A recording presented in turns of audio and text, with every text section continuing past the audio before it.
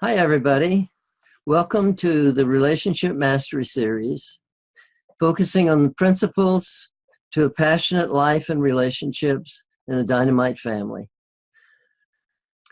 I am Alan Darbonne, and I will be your host. And I've gathered 25 wonderful experts from all over the world to share their experience and their suggestions regarding this topic. And so today I'm particularly excited to have with us Jane Donovan. And Jane is from Adelaide, Australia. And so welcome, Jane. I'm so glad to have you here. Thank you so much for having me. It's wonderful to be a part of this group. Yeah. And just to give you a little bit of background on Jane, Jane is a love coach. She's a radio host in New York on BBM Global Network. She's a presenter. She's an author of 2 books. One is That's Thoughts on Love Life and All That Jazz. And another one is Tough Love, Getting the Date. Besides that, she's a columnist and a matchmaker. And she lives in, as I mentioned, in Adelaide in South Australia with her husband and 2 inspiring children. And she runs a business also called Social 8, where she is a matchmaker for the singles in Adelaide area. So I want to welcome you, and I'm very excited. Oh, and before I go with that, I want to remind all of the audience that at the end of the interview, Jane is going to offer some wonderful free gifts. And so stick around for that also, and we'll tell you exactly how to link over and be able to get those free gifts. But welcome again, Jane. Thank you so much. What a lovely intro. I'm very honored to be here. Well, I feel honored to have you also. And I feel delighted that I'm speaking to you from way across the globe. And it's morning for you, and it's about to go into evening for me. And I can tell you what's going to happen tomorrow if you like. Oh, that'll help. Let me get my lottery ticket. So tell me, Jane, how did you happen to get into this whole area of relationships and all the different aspects that you are involved in it? I'm very curious and interested. Well, actually, I spent 23 years as a professional choreographer and entertainment producer. So I had a completely different career to this. And as my children were very young, I was given an opportunity. I sort of moved away from entertainment because it's 24/7. It's really, 18-hour days, 7 days a week, working in big events. And it's not really conducive to good family life. Right. And so that was time to say goodbye to that chapter. And an opportunity presented to join a friend of mine who'd started a social club for single people. As I started working in this, I was noticing some patterns of behavior that were really common amongst my beautiful members, ways that they were self-sabotaging the opportunity to live a happy life, to attract a lovely partner, to have the relationships that they were desiring. And so I started studying. And as I started studying to be able to help these people, I realized that so much of what I had done in entertainment actually was crossing over into this arena. Oh, interesting. I would never have joined those dots before. But really, at the end of the day, if we look at somebody like a dancer, now a dancer may have spent likely 15 to 20 years training for the moment that they get that job. They get the opportunity to transition from being a student where they're paying to take classes to actually being paid to perform. And that is a really frightening time for people. You know, if you spent 20 years creating a dream, following a dream, a passion, a goal, and you get that chance, what if you fail? Have you just wasted 20 years? It's a really big thing. So I found that a lot of my work in those days was helping amateurs to transition to professional. And so a lot of the coaching that I was doing was mindset coaching, healing the emotions. And that transitioned so beautifully to working with people that are desiring healthier relationships, that are wanting to date effectively, that are wanting to have love. And so it wasn't too big a stretch in the end. Well, that's interesting as you connect those dots, because I wouldn't have, but I certainly see what you're talking about, and mindset being such an incredible part of what gets couples into trouble is a very, very important to have some background in. It is, isn't it? And it always comes back to our fear. What fear is it that we're coming from? Are we coming from love, or are we coming from fear? Right. Do I choose this fear? No, I don't choose this fear. How can I move on from that? Right. So what suggestions do you have for couples for getting in touch with that kind of thing? Look, one of the biggest things that I see is the inner child playing out. The child, the inner voice within us that is unhealed, that has their triggers, that has not had their voice. And so whenever people are in conflict, or if they are not in alignment with each other, it's really self-ownership. It's knowing that it's your stuff. And when we have the ability to own our own stuff, that's actually self-empowering, because no longer am I the victim of somebody else's behavior. Right. I'm now in charge.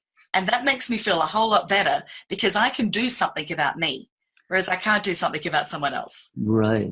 Isn't that an amazing shift as you cross over that line from feeling that, oh my gosh, I'm going to be too vulnerable, nobody's going to like me if they really see who I am and what my needs are, and suddenly find that you really have just begun to fully live and feel empowered in a relationship.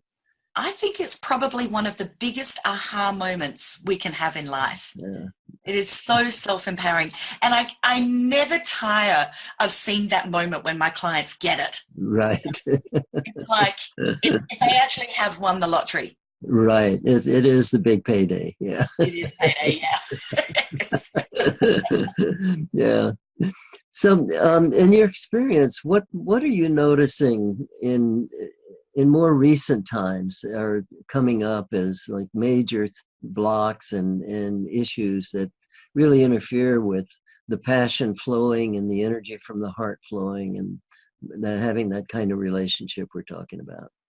Well, I guess because my way of being is to always have self-ownership, I look at the individual, not so much as couples. And so with the individual, we are seeing statistics now of around 20% of people being diagnosed clinically as suffering from anxiety. And I'm seeing this really causing chaos in the world, in the Western world particularly. So we're seeing it affect not just relationships, but it's parenting skills, friendship abilities, how high functioning are people within the workplace, in their careers, let alone love. Yeah. It's really, anxiety is really becoming almost the silent killer of happiness for so many, because if one person is suffering from it, those around them are also suffering. And so I find that this has been an area I've become very passionate about over the last 5 years, particularly in the last 12 months, and have kind of moved my passion towards how can I help people to understand anxiety, and how can I help them to gather new tools so that they can embrace their anxiety for what it is and not let it run the show. Not say, I have anxiety. It may be I'm having an anxious moment. Now, what can I do to manage that so that I can live a freer life where I am self-empowered and free to be me? So how do you do that in practice? Because I'm sure our audience is on the edge of their chairs wanting to know. Okay. Well, I'm in the early stages of doing some research. I'm conducting a study group at the moment. So this is an unproven theory. So I really want to say that up front. However, I think it's an exciting one if we do actually join these dots and find these dots are accurate. Mhm. What I'm starting to observe is that the vast majority of people who do suffer from anxiety, and I'm talking about consistent long-term anxiety. I'm not talking about anxiety because they are in a unique situation which is not normal in their life. They might have lost their job and they're anxious about, finding another job. Right. That's Right. an isolated incident. This Mhm. is people that likely will say, I've actually suffered anxiety for years. Mhm. Many will say for their whole life. Now, Right. the dots that I am currently joining, one of the areas of my specialty is the highly sensitive person. Mhm. And this is something that I've been studying for around 15 years. And this is a trait that also is in between 18 and 20% of the population. Mhm. So it's interesting that the statistics are marrying up between anxiety and sensitivity. Right. So what I am believing is that symptoms of anxiety is actually a highly sensitive person that has not understood the trait of high sensitivity. And once they understand that this is a clinical thing, this is a physical thing that's happening in your body, and there's a reason for it, people with anxiety get really excited by that because they feel like it's just me. There's something wrong with me. I'm broken. I'm flawed. I'm Mhm. not coping. And when they know, actually, there's a whole heap more just like you, and there's science behind this, we can now help them with the identity of a label to give them tools that they know work. And then they can actually ultimately free themselves of the label Mhm. because they're living an authentic life. Does that make sense, Alan? Oh, that makes a lot of sense, and it's very exciting and very interesting, and it's great that you're focusing in on that as an element. Um, Say some more about how you recognize that. Okay, well, let's go to the highly sensitive person Right. because I think we're probably all quite familiar with the different ways that anxiety can play out in people's lives. Right. So if we move to the highly sensitive, this is the exciting part for them to hear. Now, I stumbled across a wonderful psychotherapist in the States back in, I think it was around 99, 2000, somewhere around that period. I Hmm. found this lady called Dr. Elaine Aron. Now, in Hmm. only 1996, so, we're talking 20 years ago, 21 years ago, which for Right. medical research, this is cutting edge, latest stuff. Hmm. She did a thesis on sensitivity and discovered that there is a trait known as the highly sensitive person. So this 18 to 20% of the population, and it's in every area, it's in every culture. And interestingly, it's in every species. Hmm. This is a person who has a different nervous system to the other, let's say for easy maths, 80% of people. So what happens to the highly sensitive person? Hmm. I actually often use the word highly sensory. They will take in more sensory information from the senses at Ah. the same time as somebody who's non-highly sensitive. So what happens? I guess a simple example to identify this is, I'll use myself because I am highly sensitive, Hmm. as are both of my children. Hmm. This is a genetically inherited trait. Hmm. I might walk into a room, let's go to a party with my husband. Now, my husband's not highly sensitive.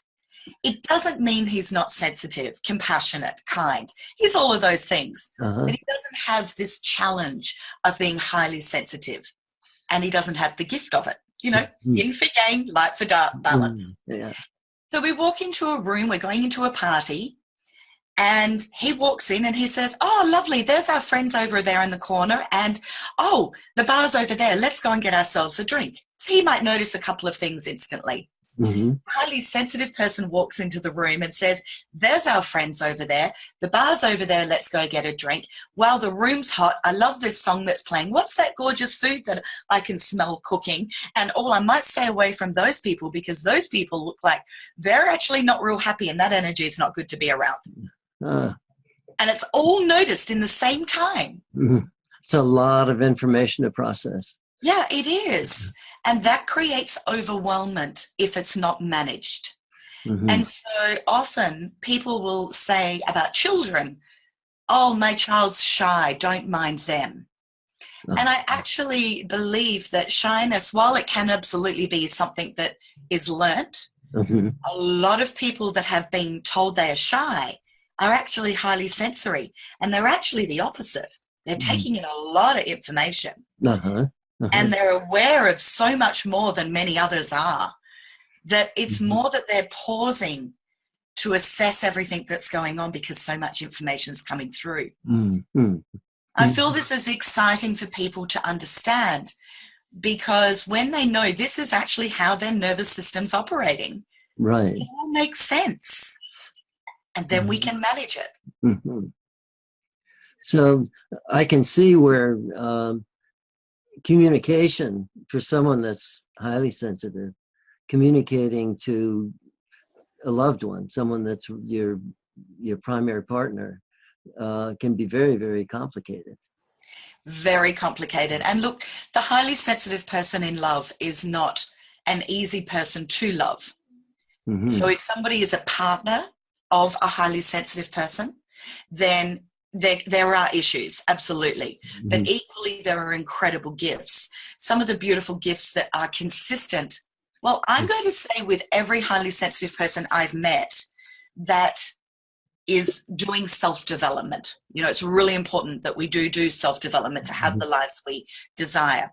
So if they are self-ownership and they're doing the self-development, highly sensitive people are the most loyal people in the world, in the planet.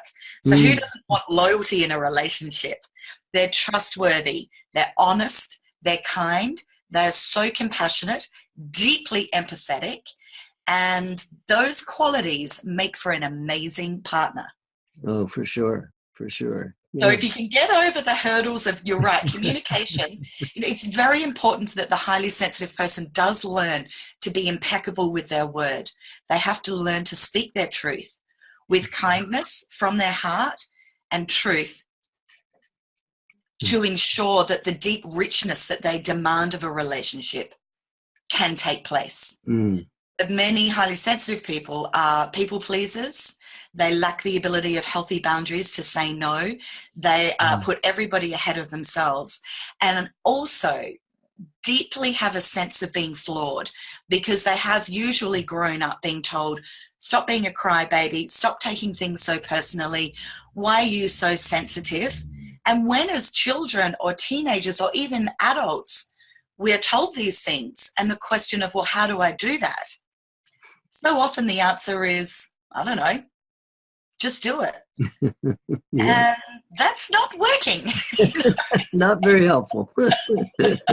Which is why, you know, running summits like you're running is so important, to help people to have access to the tools that they can really self-empower themselves. Yeah, that's so important. I can see the compounding effect from what you're talking about, where a person that's highly sensitive and is not being understood and is being very hurt, and at the same time, as you're describing that very positive side, their heart is wide open. They're reaching out there, and so they're very vulnerable to being hurt. Absolutely. We'll use HSPs as the abbreviation, if that's okay. Most HSPs will say that the number one challenge they have in life is that their feelings are hurt, not just often, but multiple times a day. They do take things incredibly personally, and it's often because they do have the ability to read body language very well, or they read the nonverbal. And if we consider that the nonverbal in our communication with energetic messages, anything from 80% to 97%, Right. and they're reading this usually very accurately, so they know when another person is not speaking their truth. And when we've got a Western world filled with people that don't have the ability to speak their truth, we've got chaos. Feelings are hurt. They are misunderstood. They know that things are not in alignment, that what people are feeling, speaking, and thinking is not all in alignment. So that creates paranoia. And all of this leads to anxiety. And therefore now have people that have tried to suppress their natural sensitivity growing up as children. Western world doesn't, well, it's changing. I'm happy to say that now I think the Western world is very much enjoying sensitivity. But for, centuries, we've had that as being a weakness, of something that needs to be stomped out of us. We need to be bold and big and brave. Now, 3% of highly sensitive people are actually extroverts. They are high sensation seeking. Huh.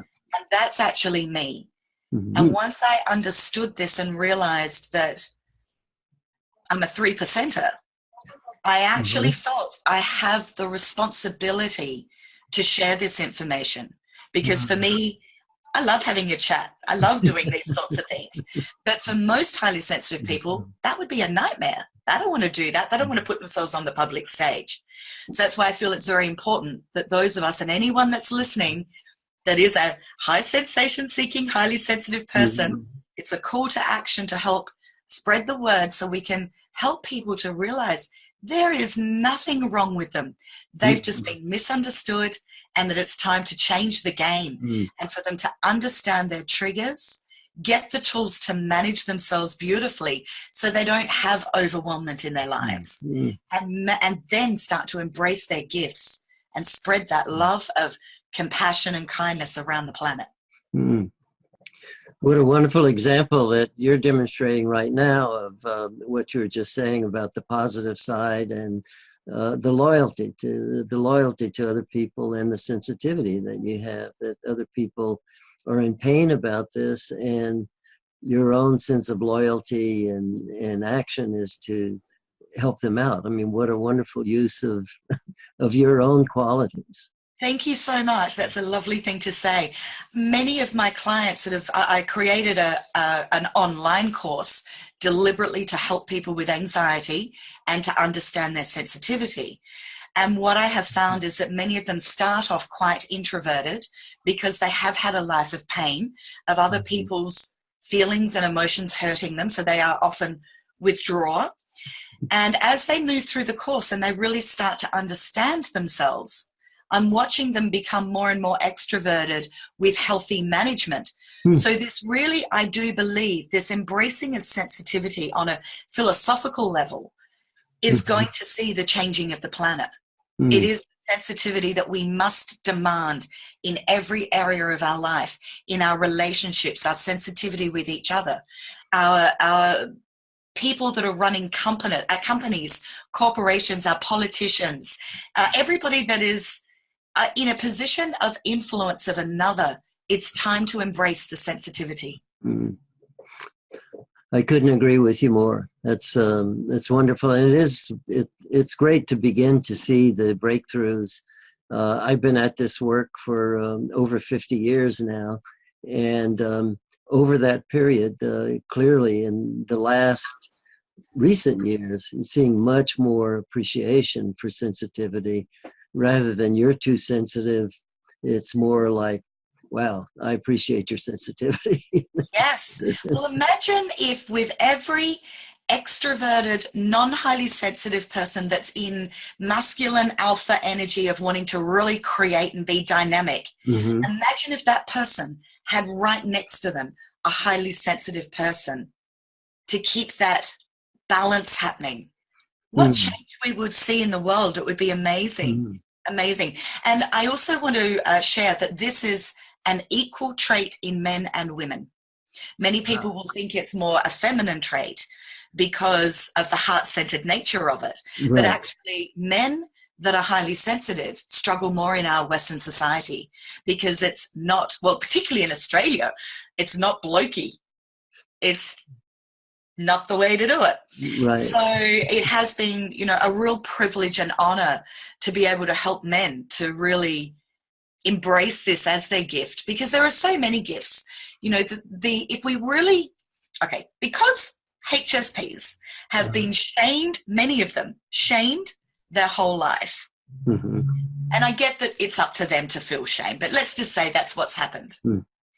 Let's balance the scales and go completely the other way. The top 0.1% in any field, industry, situation in the world, if we talk about, the artists, if we talk about the business leaders, the gurus, the philosophers, the free thinkers, the activists, the authors, the politicians, the top 0.1% all have one thing in common.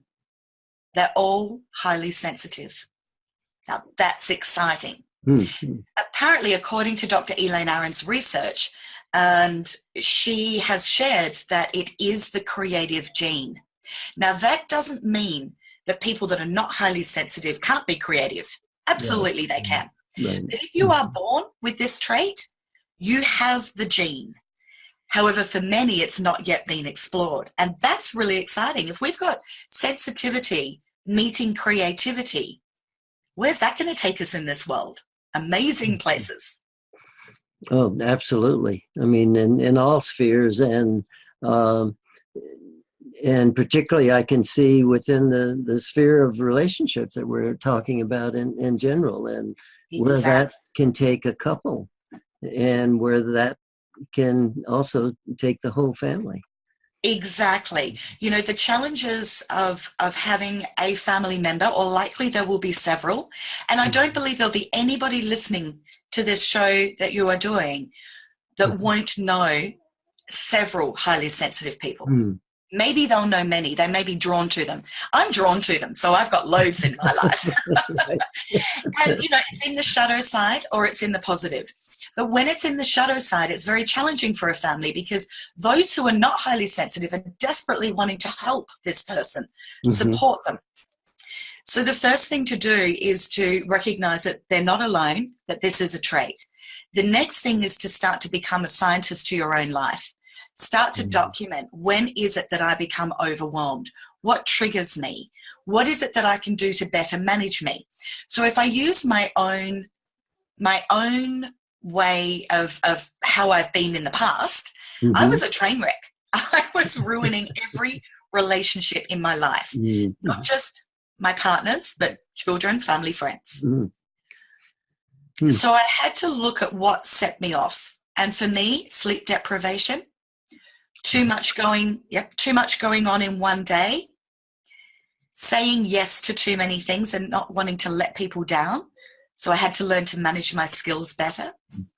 Healthy diet, lots of water. If I drank too much alcohol or things that would stimulate me inappropriately at the wrong time, that would set me off. So you've got to learn to know yourself. And on my website, I've got a 27-point yes or no test that people can do that Dr. Elaine Aron created that will help people to know if they are highly sensitive. And, I already have a number of people that have come to mind that I'm going to recommend. Fantastic. Take that test, yeah. I'm telling you that they will, once they, start to, I've got, some blogs, and I've got MP3 recordings and all sorts of resources to share with people to help support them in this. Once they start, the first thing they will hear, they will likely have tears rolling down their face going, I thought it was only me. And that's a lonely place to be in. Really lonely.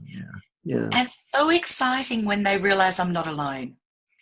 And then very quickly get them into the different, tools of identifying their triggers, of how to be more in rapport with their partner, and get the support of their partner. One of the best things was when I was able to share with my partner and my parents and all of those that I love dearly in my life, this is who I am. This explains the challenges I've had for my, back then, 4 decades of living. It explains the challenges. And this moving forward is what I need from you. So one of the not negotiables that I now have with everybody in my life is that they must respect my sensitivity. And that means they must speak their truth with me kindly. Always. That's great. That's wonderful. And it's very clear from what you're saying and who you are that it starts with respecting it yourself, respecting your own sensitivity. That's right. Yes. And people learn from that. Yeah. Yes, because so often, particularly in a relationship, we're always, we'll default to blaming the other person. Yeah. It's your fault. You've made me do too much. You've whatever. You've put me in this situation. I don't want to be in this situation. When you understand that that may be a trigger for you, then you can manage yourself better and not get yourself into that situation. Wonderful. Very empowering. Yeah. Incredibly empowering. Yeah. And my husband just breathed this huge sigh of relief because our loving partner wants to help us to be the best versions of ourselves. And he wanted that for me. but he didn't know how to help me. Right. And so being able to say to him, moving forward, I'm going to let you know when I start to feel the early signs of overwhelmment.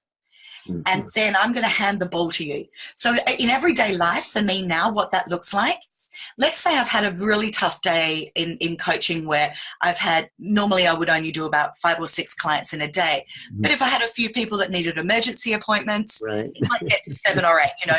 Right. And I'm not sure about you, but for me, that's a lot of energy to hold. And Mm-hmm. I'm pushing my limits there. Right. And so the text message will go to my husband just saying, having a very big day today, handing the ball over to you tonight, hope that's okay. And so I've said before even entering the home, I'm not going to walk in the home and go, I'm exhausted, I've had the hardest day, let's share who's got the biggest victim story and have a fight about it. I've already pre-warned, I don't have anything left. My energy bucket's quite depleted.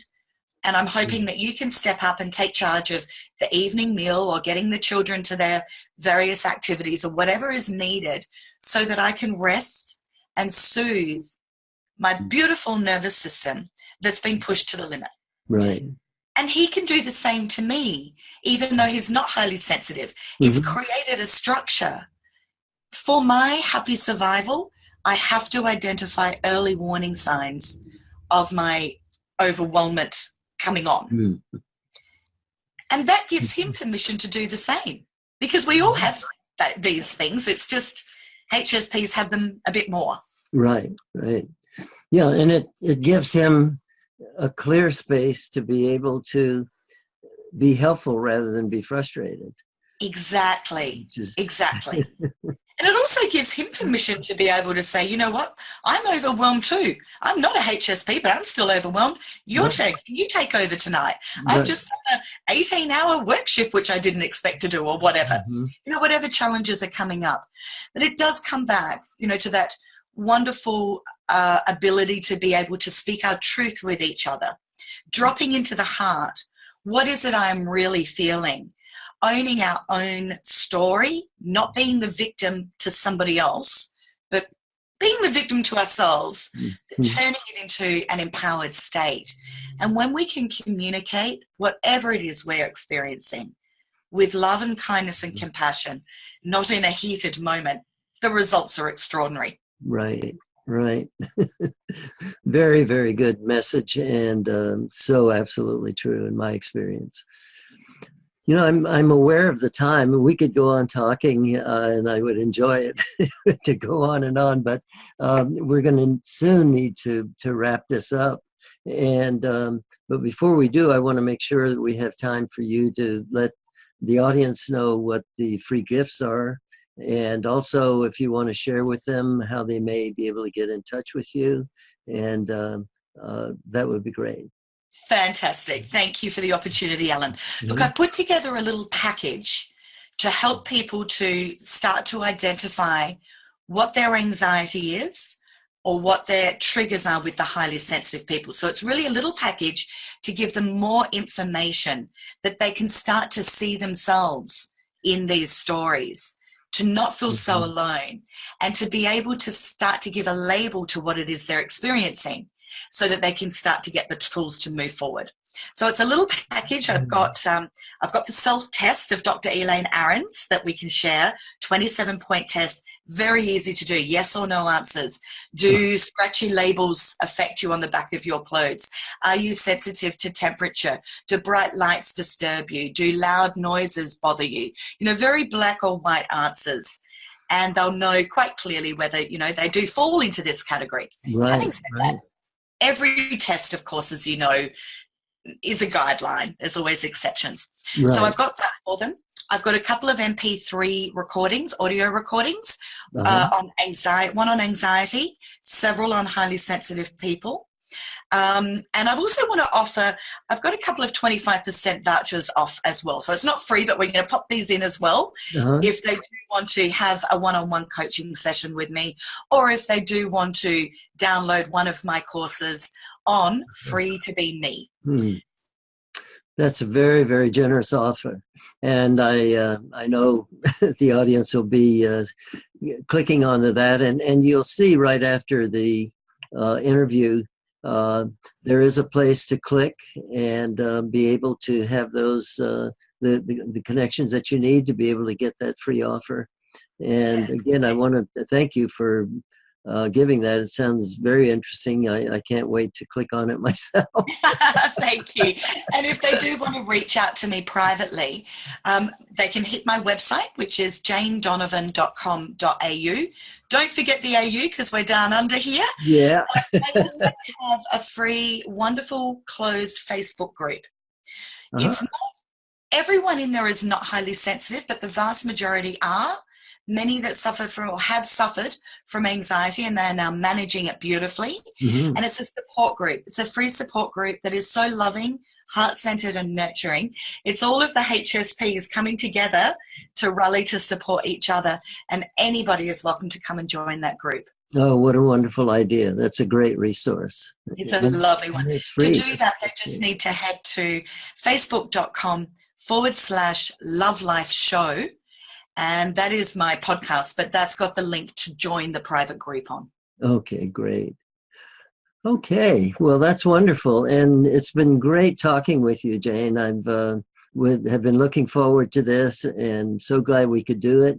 And we got this whole time zone thing all straightened out. And we're able to We did. It's been such a pleasure. And I really want to thank you from the bottom of my heart for allowing me the opportunity to have the voice about highly sensitive people. I'm very grateful. And I hope that those listening that identify with this, please, from the bottom of my soul, know that you are not broken. There is nothing wrong with you. You're amazing. You just need a little more information to help you to move right into the beautiful gifts of sensitivity that you bring to this world. That's wonderful. That's wonderful. Okay, so thank you again, Jane, and I look forward to our next connection. And until then, you have a wonderful, wonderful day, and I'm going to have a wonderful evening. Fantastic. Thank you again, Alan. Okay.